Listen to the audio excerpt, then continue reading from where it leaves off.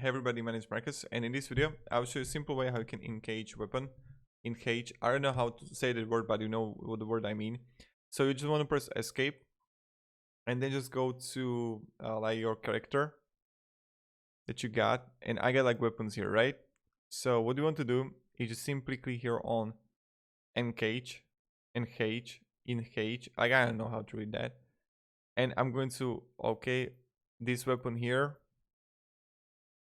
I get the details here, and I can see simply click here plus, and I don't know, choose this one here, right?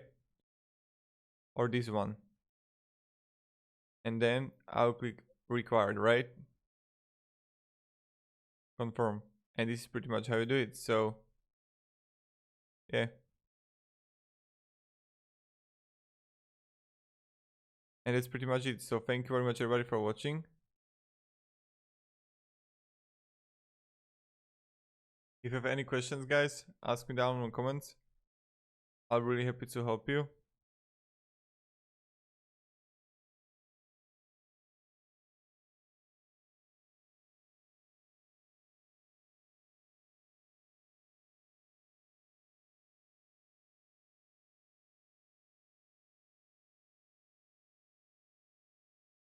And goodbye.